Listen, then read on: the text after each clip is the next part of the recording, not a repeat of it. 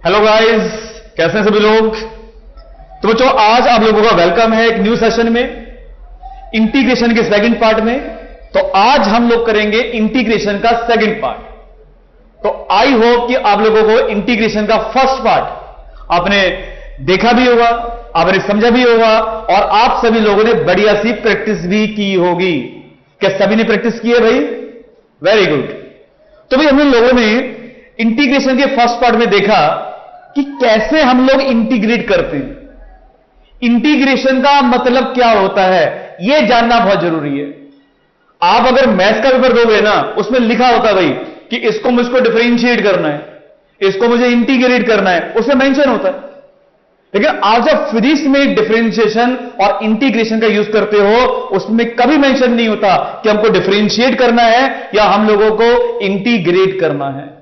आपको पता करना पड़ता है, आपको सेंस लगानी पड़ती है, आपको सोचना पड़ता है। इसलिए आप लोगों को डिफरेंशिएशन की, आप लोगों को इंटीग्रेशन की क्लियरली डेफिनेशन पता होनी चाहिए। तो बताओ बच्चों भी, इंटीग्रेशन का क्या मतलब है? इंटीग्रेशन का मतलब है कि अगर मेरे पास एक वेरिएबल क्वांटिटी है और मुझे उसके छोटे छोटे चेंज पता है, मुझे एक स्मॉल वेरिएशन पता है, तो हम उसको जोड़कर उसकी नेट क्वांटिटी का पता लगा सकते हैं, राइट। तो बच्चों, हम लोगों ने लास्ट क्लास में जो टॉपिक किया था, इट्स नेम इज इंटीग्रेशन। और इंटीग्रेशन सिंपल सा टॉपिक हमारे लिए, ज्यादा मुश्किल नहीं है, पर प्रैक्टिस करनी बहुत जरूरी है। और मैंने आपको एक बात और बताई थी, इंटीग्रेशन दो प्रकार का हुआ, दो तरह का हुआ। कौन कौन सा? एक होगा डेफिनेट, एक होगा डेफिनेट, और बच्चों दूसरा कौन सा होगा जी? दूसरा होगा इनडेफिनेट। हम जो लास्ट क्लास में कर रहे थे भाई, वो था इनडेफिनेट। उसके लास्ट में हर एक में क्या लगा रहा था मैं? सी इज ए कांस्टेंट नंबर। कोई जब हम एक इनडेफिनेट इंटीग्रेशन करते हैं, इनडेफिनेट, तो क्या उसका आंसर डेफिनेट हो सकता है क्या? जो चीज इनडेफिनेट है वो डेफिनेट कैसे होगी भाई, है ना। तो इसलिए हम लोग क्या करते हैं, उसके पास साथ में लास्ट में प्लस में क्या लगाते हैं? सी लगा देते हैं कि इसका आंसर इतना तो है, पर इसमें थोड़ा बहुत चेंज हो सकता है भाई। ठीक है, तो साथ में क्या लगाते हैं? प्लस में सी लगाते हैं, क्योंकि इनडेफिनिट इंटीग्रेशन है। और जब डेफिनेट इंटीग्रेशन करेंगे ना, उसमें सी लगाने की जरूरत नहीं पड़ेगी, क्योंकि उसका आंसर कैसा होगा? उसका आंसर डेफिनेट होगा। It's clear to everybody now? क्या सभी को मेरी बात समझ में आ रही है? क्या सभी प्रैक्टिस कर रहे हैं? क्या सभी सेशन को एंजॉय कर रहे हैं ना सभी लोग? तो आपने सिर्फ देखना नहीं है वीडियो, एंजॉय नहीं करना है, समझना है, प्रैक्टिस करनी है ना। और आपने इन वीडियोस का आपने फायदा उठाना है।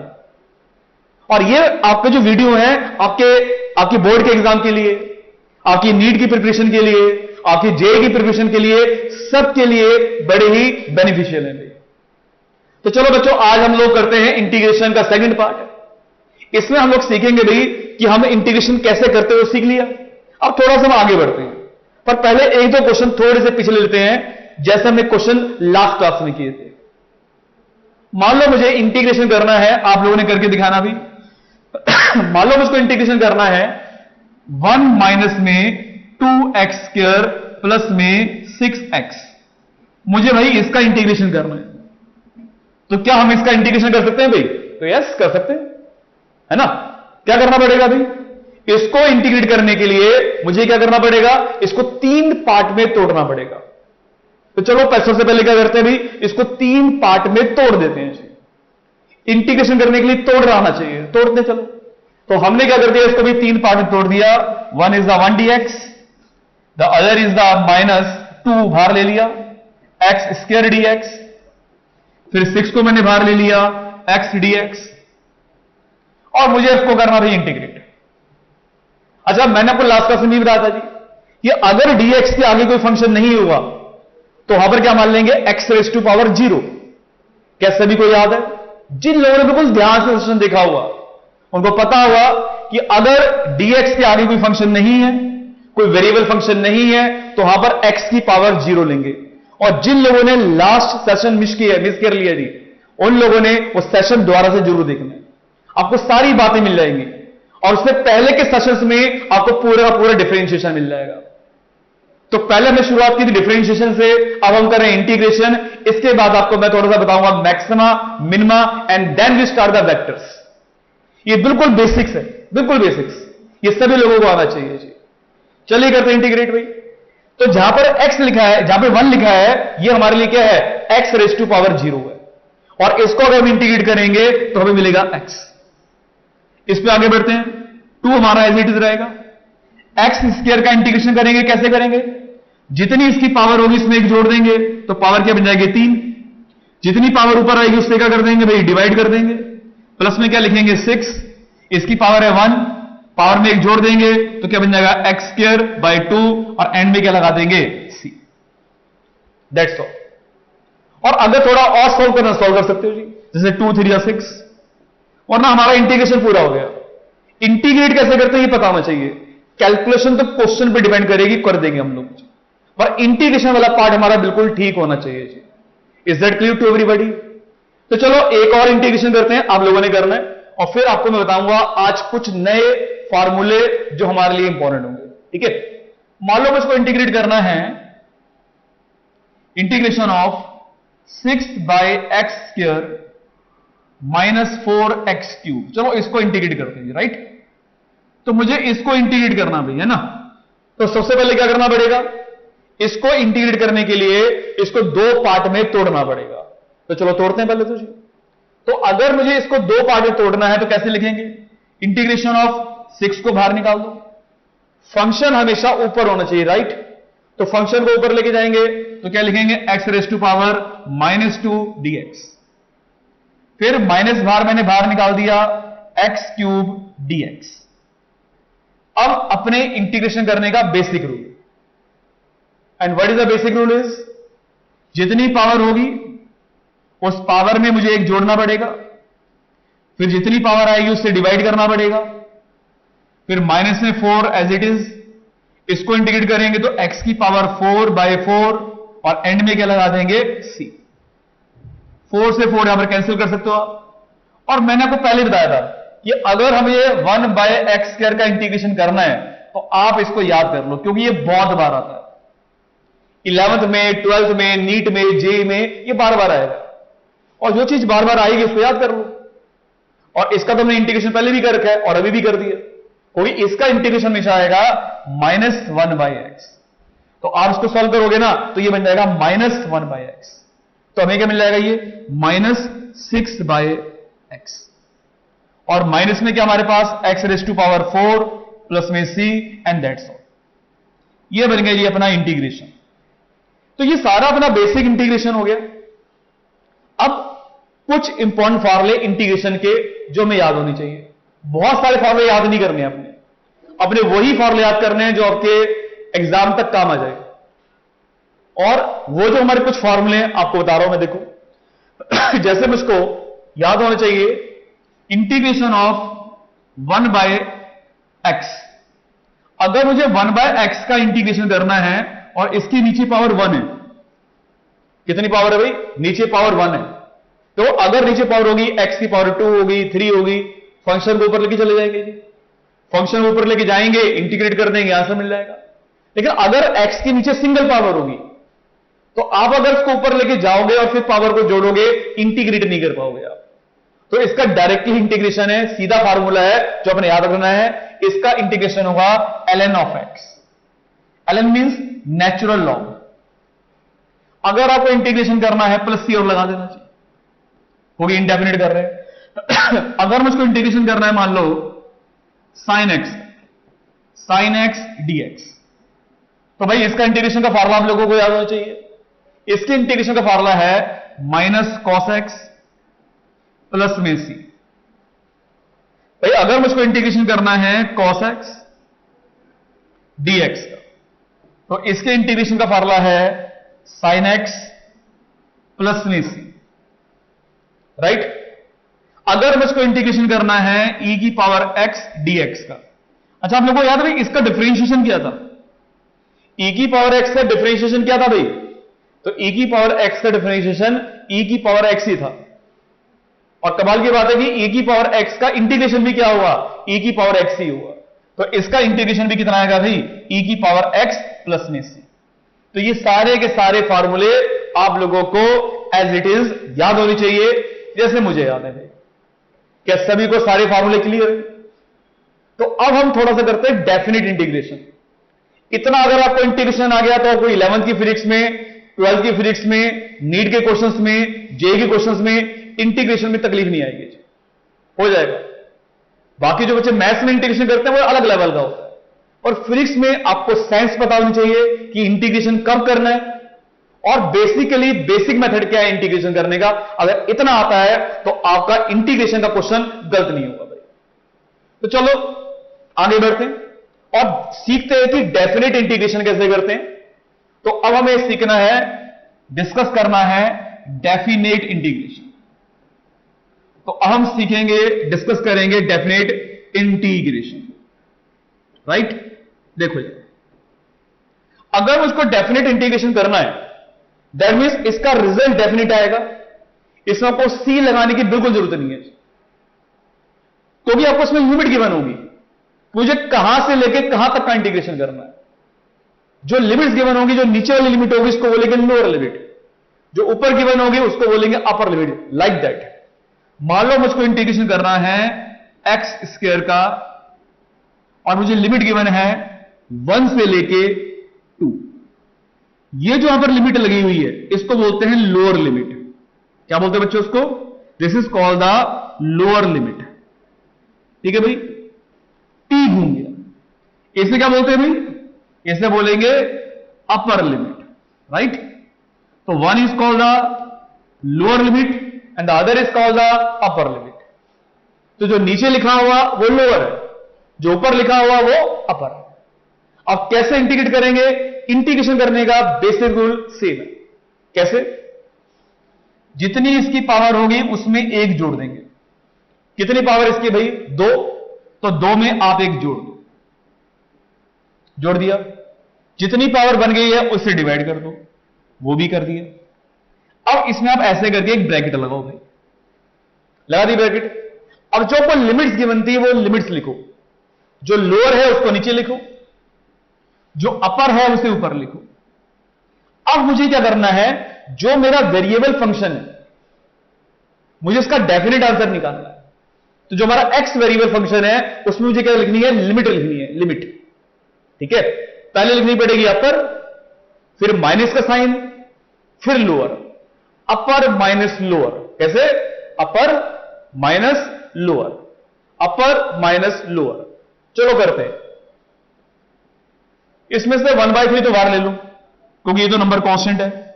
अब अंदर मुझे मिल गया एक्स क्यूब, और लिमिट मेरी कहां से लेके कहां तक है? 1 से लेके 2 तक है। तो जहां जहां एक्स है पहले पुट करेंगे 2 अपर, फिर माइनस, फिर एक्स से लेके क्या लिखेंगे? 1। देखो क्या बनेगा आंसर हमारा? हमारा आंसर बनेगा 1/3। अब एक्स से लिखेंगे 2, और जितनी पावर है वो एज इट इज रहेगी, पावर मत चेंज कर देना वरना फिर नंबर चेंज हो जाएंगे जी। अपर हो गया जी, एक्स से है, फिर साइन आएगा माइनस का, फिर आएगा भी लोअर, और पावर सेम फिर रहेगी जी। तो आपको मिल जाएगा 1/3, 2 का क्यूब हो गया 8, और 8 - 1 7। तो हमारा डेफिनेट आंसर कितना आ गया भाई? 7/3। तो ये हो गया जी हमारे डेफिनेट इंटीग्रेशन का पहला क्वेश्चन। और ध्यान से देखो इसका आंसर भी डेफिनेट है जी, 7/3 is a definite number, right. तो ये था हमारा डेफिनेट इंटीग्रेशन, जिसमें कोई लिमिट पता होगी कि हमें कहां से लेके कहां तक का इंटीग्रेशन करना है। तो चलो एक क्वेश्चन मिलजुल के करते हैं, और अगर आपको बढ़िया समझ में आ गया तो आपने क्या करना है? अगला क्वेश्चन जो मैं लिखूंगा स्क्रीन को पॉज कर देना है, और फिर खुद से पहले सॉल्व करना है, और फिर चेक करना है कि आपने ठीक किया है या फिर आपने गलत किया है। तो चलो एक क्वेश्चन लेते हैं। मान लो मुझको इंटीग्रेशन करना है 2x - 4x³ का। इसको मुझे इंटीग्रेट करना है, और लिमिट हमें क्वेश्चन गिवन है मान लो 0 से लेके 3, राइट। अब मुझे इसको इंटीग्रेट करना है और डेफिनेट आंसर निकालना है। सबसे पहले अगर मुझे इसको इंटीग्रेट करना है, इसके 2 टुकड़े कर दो पहले तो मैंने इसके सबसे पहले क्या कर दिए? 2 टुकड़े कर दिए, 2x dx माइनस, ऐसा करते हैं 4 बाहर ही निकाल देते हैं, एक्स क्यूब dx।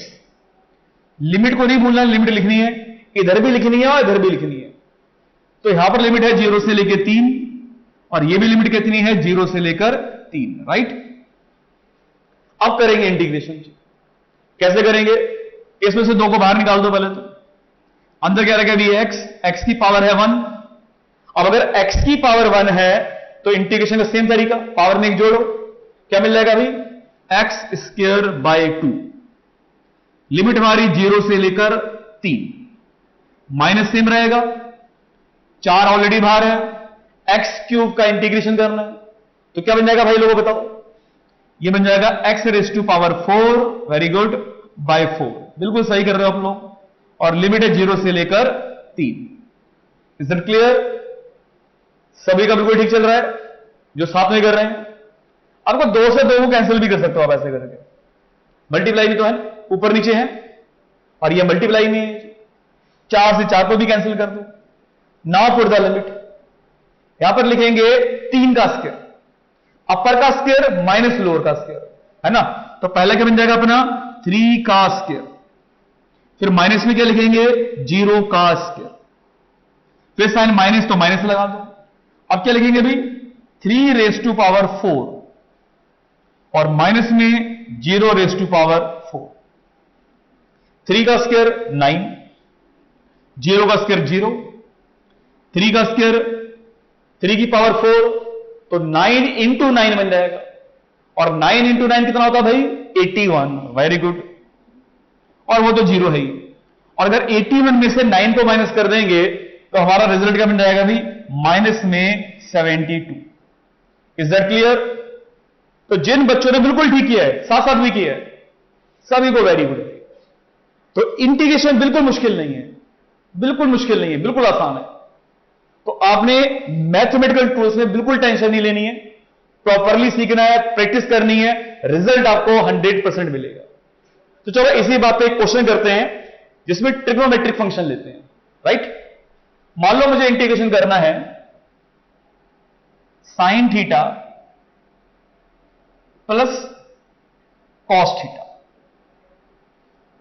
और हमें यहां पे गिवन है डी थीटा, कोई थीटा की फॉर्म लिख रहे हैं तो डी थीटा, और लिमिट हमें क्वेश्चन में गिवन है 0 से लेकर π/2, right. And π/2 is what 90 degree. पता ना लोग साइन 30 cos 90, तो 90 इज कॉल्ड द π/2। ठीक है, आप लोगों ने ध्यान रखना है। सबसे पहले चलो इसका इंटीग्रेशन करते हैं, इसको 2 भागों में तोड़ते हैं। पहले 0 से लेकर π/2 साइन थीटा डी थीटा, फिर इसके बाद 0 से लेकर π/2 cos theta and D theta, right. ऐसे करते हैं। अब क्या हमें इसका इंटीग्रेशन आता है भाई? क्या हम लोगों को इसका इंटीग्रेशन आता है? तो यस, हम लोगों को इसका इंटीग्रेशन का फॉर्मूला याद है। कैसे करेंगे भाई? साइन थीटा का इंटीग्रेशन क्या था भाई? तो साइन थीटा का इंटीग्रेशन था माइनस कॉस थीटा। लिमिट हमारे पास क्या है 0 से लेकर π/2, राइट। और भाई कॉस थीटा का इंटीग्रेशन क्या था हमारा साइन थीटा, और लिमिट हमारी कैसी है 0 से लेकर π/2। Now put the limit. Limit put करते हैं अभी। तो पहले क्या लिखेंगे cos π/2 अपर लिमिट। अपर के बाद साइन किसका आना चाहिए भाई? अपर के बाद साइन किसका आएगा भाई? माइनस का, तो माइनस cos 0 फिर sine plus as it is रहेगा। इसमें लिमिट को पुट करेंगे तो sine π/2 upper limit minus sine 0, right. अब तो सॉल्व करना बाकी है। अब तो सिंपल सी मैथमेटिकल कैलकुलेशन है। अच्छा cos 90 कितना होता है? कौन बताएगा जी? cos 90 कितने स्टूडेंट्स को याद है cos 90? तो cos 90 कितना होता है 0, और cos 0 क्या होता है 1। तो चलो इसकी वैल्यू पुट करते ही तो हो जाएगा 0 भाई। तो 0 को लिखने की जरूरत नहीं है, माइनस माइनस प्लस हो गया, और cos 0 होता है जी 1। फिर साइन प्लस का तो प्लस एज इट इज रहेगा। इसके बाद साइन 90 कितना होता है? साइन 90 होता है 1, और साइन 0 कितना होता है? तो साइन 0 भी कितना होता है? साइन 0 0 होता है, तो ये भी रह गया 1। और 1 + 1 कितना होता है भाई? 1 + 1 is 2। क्या सभी को पॉइंट क्लियर है भाई? सभी को बात समझ आ रही है? तो ये था एक हमारा बेसिक इंटीग्रेशन कि कैसे करते हैं इंटीग्रेशन अगर हमारे पास ट्रिग्नोमेट्रिक फंक्शंस भी हैं तो। क्या सभी को ये पॉइंट क्लियर है भाई? क्या सभी को इंटीग्रेशन समझ में आ रही है? क्या डेफिनेट क्लियर है? और इनडेफिनेट तो ऑलरेडी क्लियर थे, और उससे पहले हमने किया था डिफरेंशिएशन, वो भी हमें ऑलरेडी क्लियर था। ठीक है भाई? तो चलो इस पे अपन लोग एक last but not the least एक बढ़िया सा क्वेश्चन करते हैं। ठीक है, चलो जी एक क्वेश्चन और, दिल मांगे मोर तो वन मोर क्वेश्चन। तो अपन लोग इस पे क्वेश्चन लेते हैं इंटीग्रेशन का। मान लो हमें इंटीग्रेशन करना है 2x² 2x minus 4x³ plus 5 dx। Limit हम लोग लेते हैं 1 से लेके 2, राइट? आप लोगों ने पहले इसका इंटीग्रेशन करना भी, और आपको इंटीग्रेशन करने का तरीका पता ही है। Let's start the question now. 3 भागों में तोड़ो, 2x dx माइनस 4 बाहर ले लेते चलो, x³ dx 5 बाहर ले लेते हैं dx। और सभी की लिमिट कितनी है भाई लोगों? सभी की लिमिट कितनी है? 1 से लेके 2। लिमिट मत भूल जाना, 1 से लेके 2, 1 से लेके 2, राइट? चलो करते हैं, इसको करेंगे 2 बाहर आ गया, इसका इंटीग्रेशन x²/2, लिमिट 1 से लेकर 2, 4 बाहर है, x³ का इंटीग्रेशन करेंगे तो x⁴/4, लिमिट 1 से लेकर 2, 5 ऑलरेडी बाहर है, इसका आगे फंक्शन नहीं है तो x⁴ होगा, इंटीग्रेशन क्या बन जाएगा x, लिमिट 1 से लेकर 2, 2 ने 2 को मार दिया, 4 ने 4 को भी मार दिया। Now put the limit. Limit कैसे पुट करते हैं भाई? अपर माइनस लोअर। चलो पुट करते हैं जी। तो ये हो जाएगा अपना 2 का स्क्वायर, अपर का स्क्वायर माइनस लोअर का स्क्वायर, हो गया। माइनस में 2⁴ minus 1⁴ plus 5, 2 minus 1. Now all the limits are put. अब आंसर जी 2 का स्क्वायर 4 और 4 माइनस 1 ये बन जाएगा 3। फिर माइनस में 2 की पावर 4 तो 2 इंटू 2 इंटू 2 इंटू 2 कितनी बार? 4 बार। तो 4 4 जा 16 और 16 में से एक हम कम कर सकते हैं। ये कोई 1 की पावर कितनी भी हो 1 ही आता भाई, है ना? तो 16 में से 1 को माइनस करना है, तो 16 में से 1 को माइनस करना है। प्लस में इसको अगर आप ध्यान से देखोगे तो ये जाएगा 1 और 5 1 जा 5, तो फाइनली हमें क्या मिल जाएगा? 4 में से गया 3 माइनस 16 में से गया 15 और प्लस में 5, तो 15 में से 5 को माइनस कर दो तो -10 एंड द आंसर इज -7। ठीक है बच्चों? तो क्या सभी को इंटीग्रेशन समझ आया अभी? तो ये था हमारा डेफिनेट इनडेफिनेट दोनों तरह के इंटीग्रेशन, उसके सारे के सारे फार्मूले। और अगर आप इतने इंटीग्रेशन की प्रैक्टिस प्रॉपरली करोगे तो मेरा ऐसा मानना है 100% आपका कोई भी क्वेश्चन ऐसा नहीं होगा जो आपका 11th क्लास में, 12th क्लास में, आपके नीट के एग्जाम में, आपके जे के एग्जाम में अगर आपसे ना कर पाओगे। आप सारे क्वेश्चन आराम से कर पाओगे, पर इतनी प्रैक्टिस आनी चाहिए। तो बच्चों हम लोगों ने डिफरेंशिएशन कर दिया, हम लोगों ने इंटीग्रेशन कर दिया। कल मैं आपके लिए एक और मैथमेटिकल टूल लेके आऊंगा जिसका नाम है मैक्सिमा एंड मिनिमा। इसको डिस्कस करेंगे हम कल की क्लास में। सभी लोग रेडी रहेंगे, ठीक है? तो बाकी मिलता है नेक्स्ट क्लास में, and till then bye bye.